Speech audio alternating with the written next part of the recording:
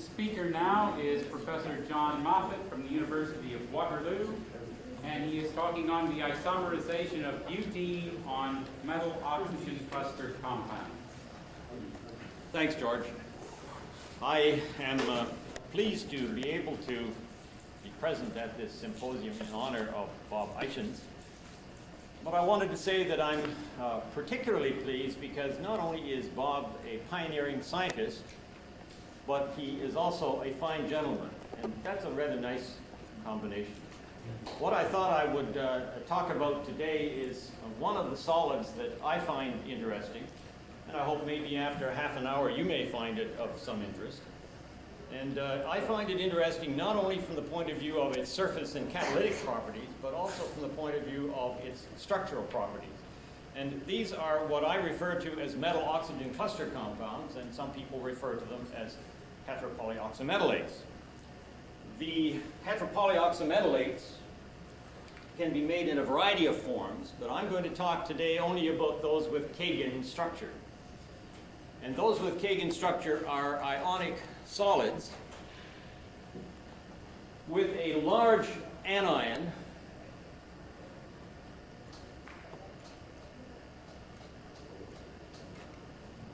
which you can see is cage-like, but I need to point out that this is a packed cage. It's not a cage in the sense of a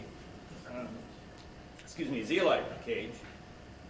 You can see, I hope, that there is at the center of this anion an atom, which I will be referring to as a central atom, which in the case of what I'm going to talk about today is phosphorus.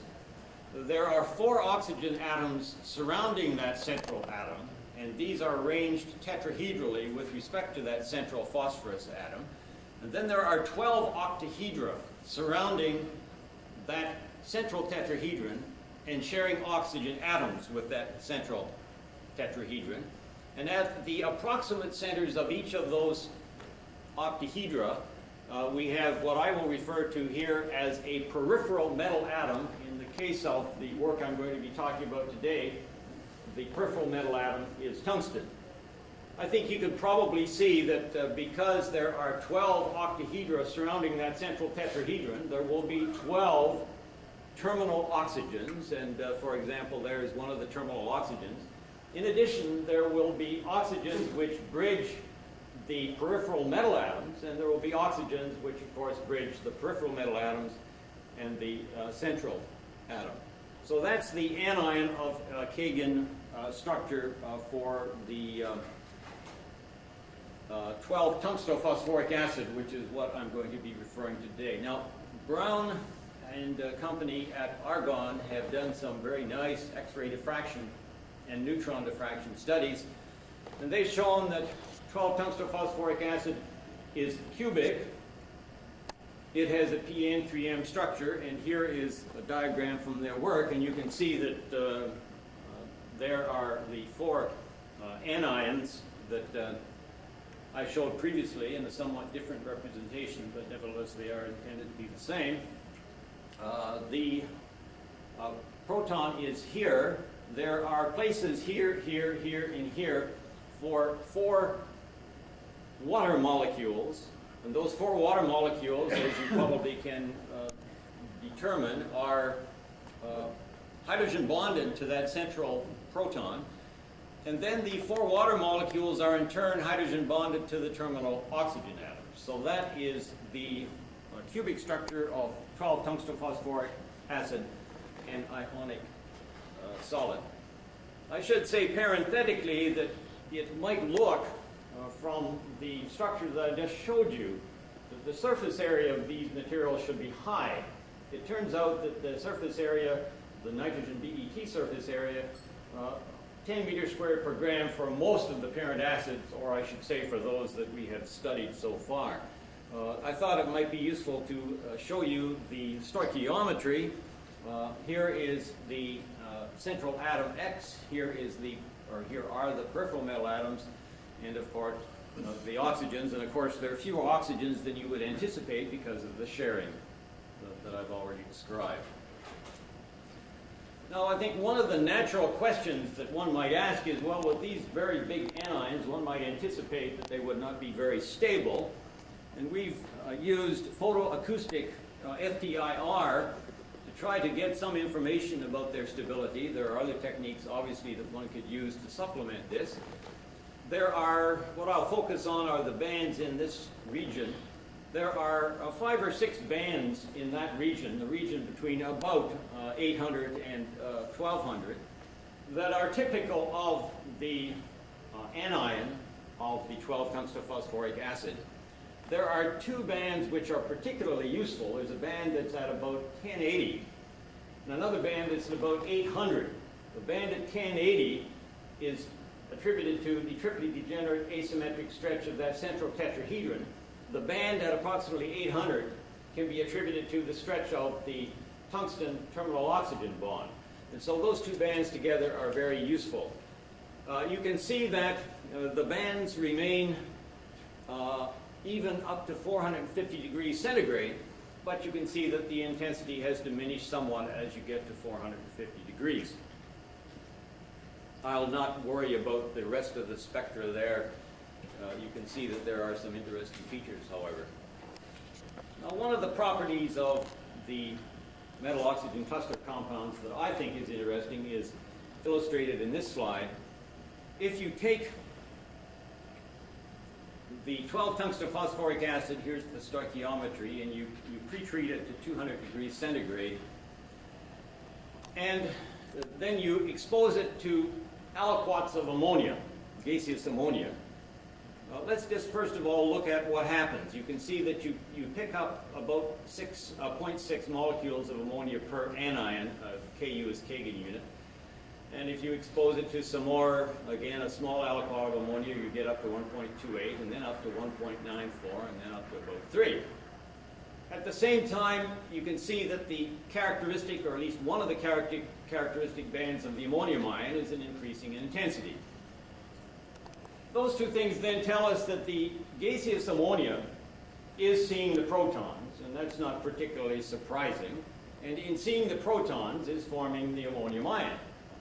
However, the other thing that this tells us is that because there are 3 ammonias that are entering the structure, or going into the structure, per anion, this suggests that the gaseous ammonia, the ammonia molecules, are not just seeing the protons on the surface. They're going into the bulk, and they're actually interacting with the protons that are in the bulk of the catalyst. So here is, I think, one of the rather unusual features of these particular solids.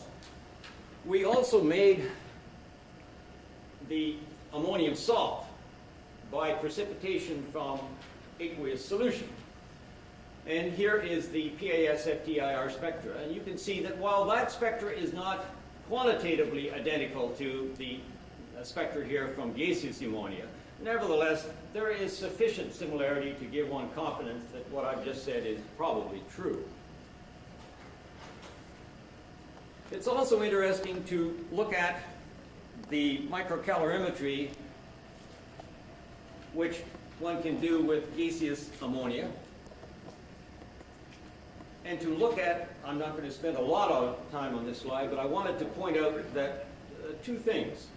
To look at the differential heats, one sees that the differential heats are about 150 kilojoules per mole, ranging up to 200 kilojoules per mole. You can see there's a difference which results from difference in pretreatment conditions. I think I will leave discussion of that for a possible question. But the point I'm wanting to make here is that, as you probably know, there are those in the literature who've suggested that differential heats of that magnitude probably are sufficiently high to allow one to indicate or suggest or label these materials as superacids. Now, if you do temperature-programmed desorption, I'm not going to worry about the upper 2 curves, but I'll worry only about the curve down here, which is for 12-tungstophosphoric acid. The 2 peaks that you can see labeled 1 and 2 result from the evolution of water. Peak number 1 results from the evolution of water which existed on the catalyst as molecular water. peak number 2 results from the water that's evolved resulting from the protons extracting oxygen atoms from the anion. Now, of course, you're not extracting all the oxygen atoms from the anion, and in fact, the anion appears to, from the FDIR results, remain intact, even though you are extracting some of the oxygen atoms.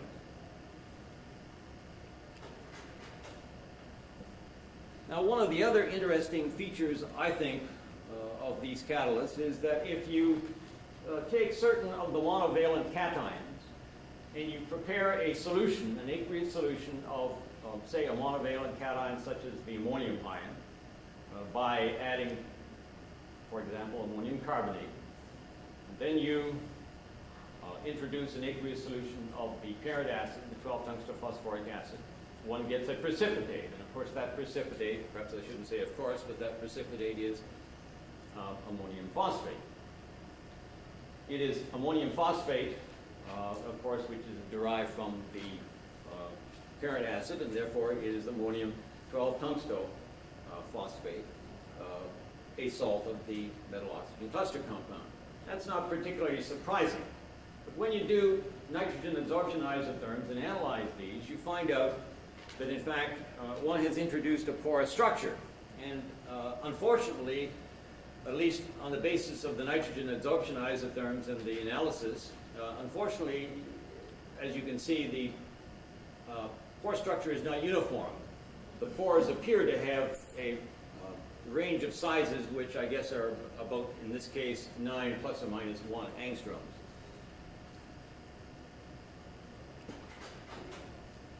If one looks at various of these anions, and I'm showing them here in short form, and plots the average radius versus the number of adsorbed layers, you can see that you get a reasonably good straight line, which is not particularly surprising. In fact, that's what one would hope for.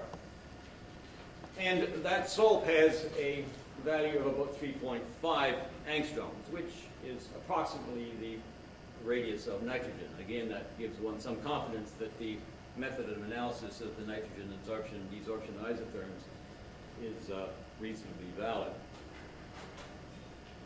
One can also do xenon NMR and get good straight lines, which again provides evidence for the presence of these micropores. Now, it's not uninteresting, at least from my point of view, to look at what happens when you prepare the ammonium salts from different relative amounts of the source of the ammonium ion and the parent acid. So the values that you see here in brackets represent the stoichiometry, that is, they represent the relative amounts of the ammonium ion to the proton on a molar basis. So then you can see that this represents a salt where one has a deficiency of ammonium ions, and you can see then that this represents a salt with an excess of ammonium ions, and you can see that the surface areas are dependent on those stoichiometries. You can also see that if you take this is a stoichiometric ammonium salt now, if you take that stoichiometric ammonium salt and you heat it to various temperatures, you're going to be changing the surface areas. I should ask you to note that the 1.15 has the highest surface area of those shown. One can also prepare supported catalysts by supporting the parent acid on the ammonium salt, and here are some surface areas obtained from doing that. That's, I think, 15 or 20% of the HPW on the salt.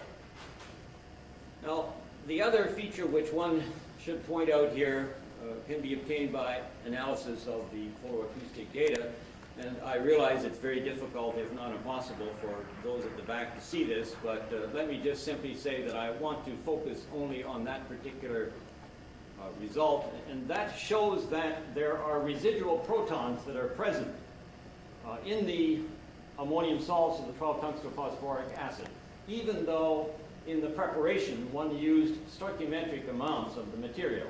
Now, those residual protons could result from a variety of phenomena, and I'm not going to get into that at this point.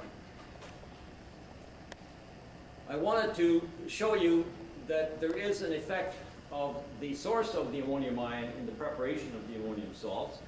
And here you can see that if you use the carbonate, the sulfate, the nitrate, the chloride, you get different surface areas. Indeed, you get different conversions and different trans-cis ratios in the conversion of 1-butene to the cis in the trans-tube butene. Now, this slide has a lot of information on it, and I apologize for this, but it seemed useful to try to put it together.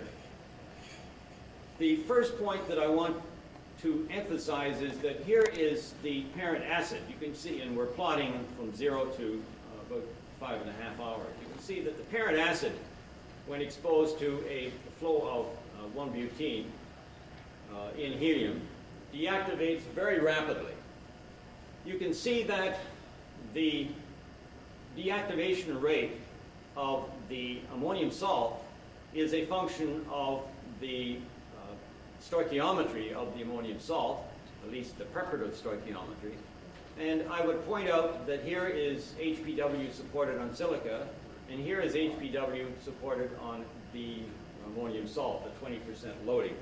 You can see that there are also some differences in the trans-cis ratio, but I'm not going to have time at this point to discuss those. There is also an effect of the pretreatment temperature of the ammonium salt. I will just point out, without going into the detail of the slides, that 350 degrees pretreatment appears to be the optimum pretreatment. Lower pretreatments are less effective, and higher pretreatments are less effective than the 350 degrees. Now, I wanted to try to bring this back to something that Bob has been looking at recently. Bob has been looking at, as some of you, perhaps all of you know,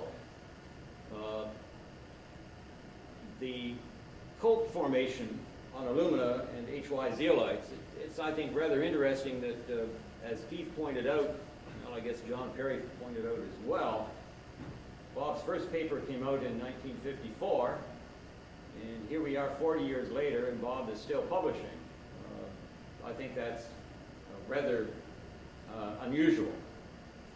What I wanted to do here was to show you that if you look at the crucial range for the anions of 12-tungsten-phosphoric acid in the infrared, you can see that essentially the anion is left intact after 1-butene absorption. So the butene is not influencing the anion in any way that is obvious from the infrared. If you look at the spectra at higher wave numbers, there are 3 peaks that are quite evident.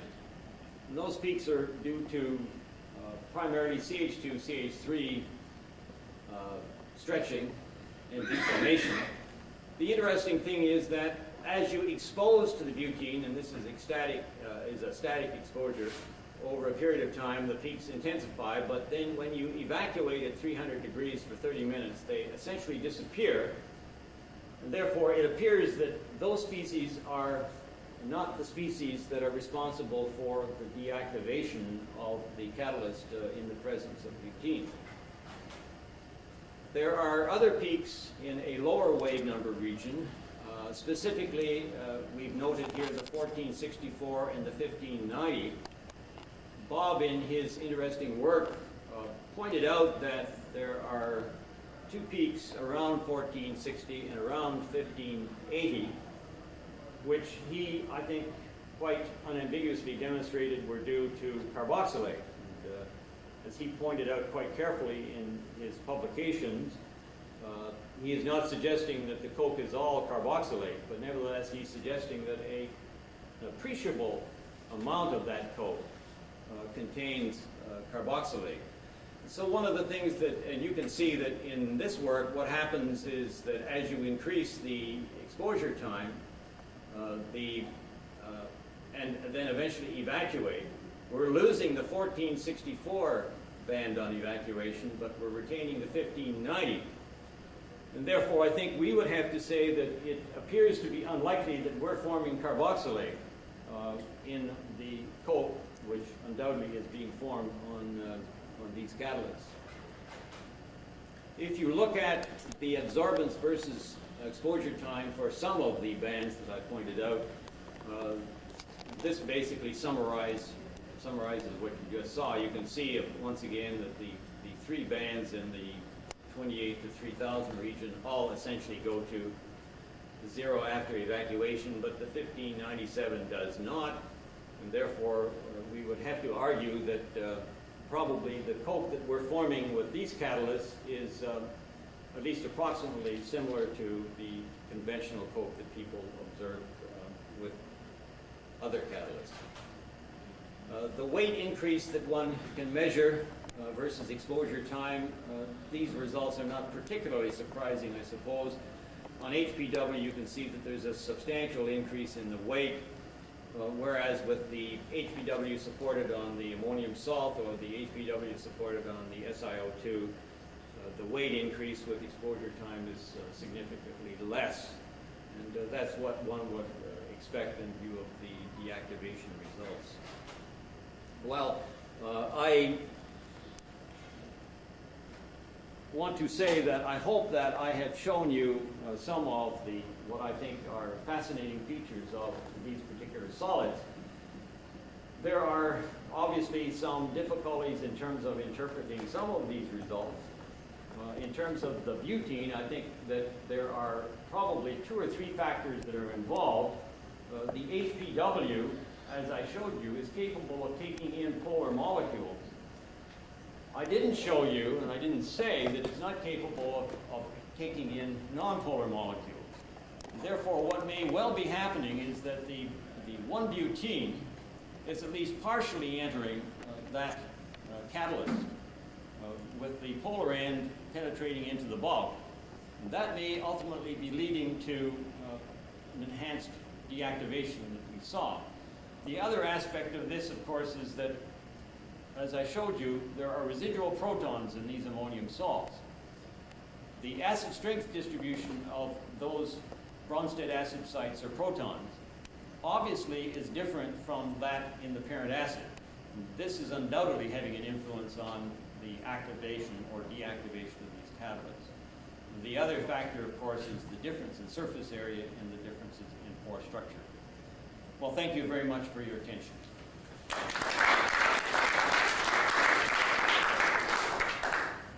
Yes. Have you interpretation to the effect of ammonium salt on the catalytic behavior of your catalysts? Well, I can give you some speculations because I don't have full information. But the evidence that we have from the photoacoustic is that all of these salts have residual protons. The evidence that we have from other catalytic work that we've done is that the acid strengths, or the distribution of the acid strengths of those protons, is a function of the stoichiometry. I tried to show you that at least in the sense of the deactivation rates. So I think the source of the activity of the ammonium salts relates to the presence of the residual protons. I don't know whether that adequately answers your question, but at least it's an attempt to do so.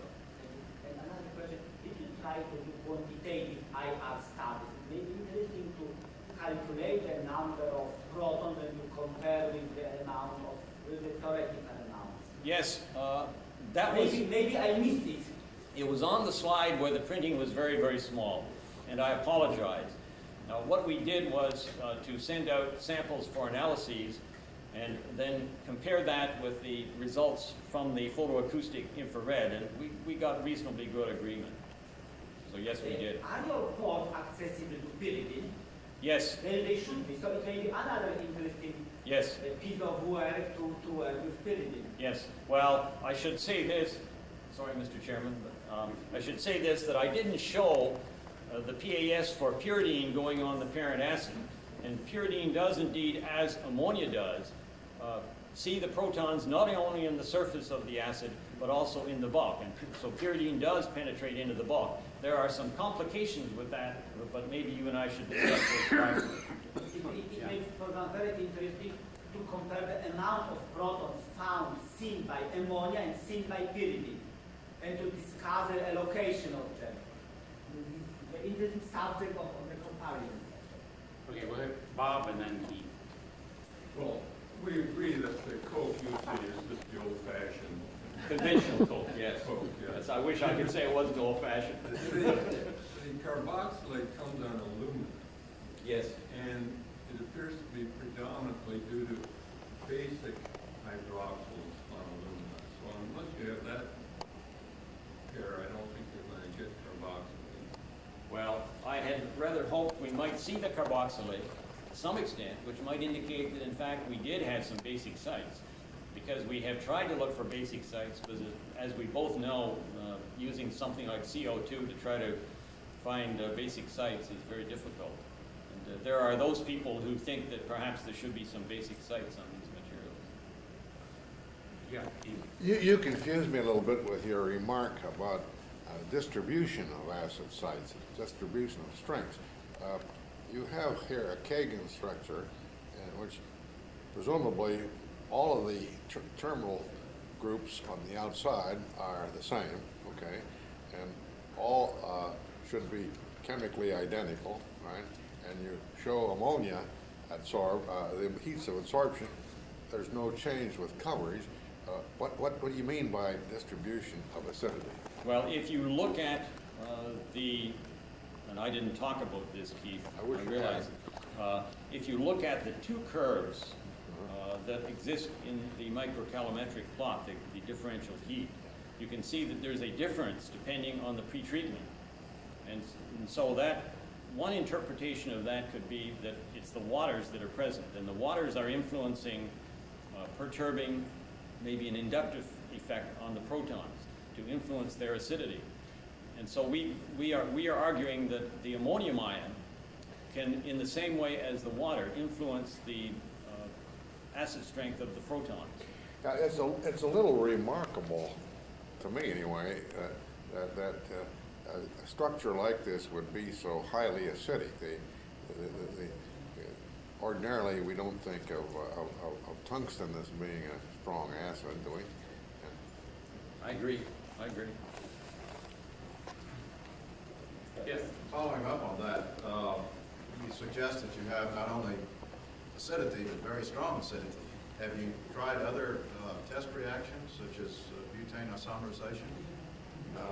We've not looked at butane isomerization, but we've looked at methanol conversion to hydrocarbons because we felt that would be useful. And we've also looked at things like transalkylation and alkylation. We've tried to do some Hammett You looked at it, what did you find? We find evidence that, again, we have acidic materials. We've tried to use Hammett indicators, but as Keith Hall will quickly point out, there are a lot of dangers in using Hammett indicators. Well, you do it right. Well, we tried to remember what you said in your papers, Keith. At least the Hammett indicator method suggests, again, that there are strong Bronsted sites or strong protons present. Well, thank you very much. Interesting presentation.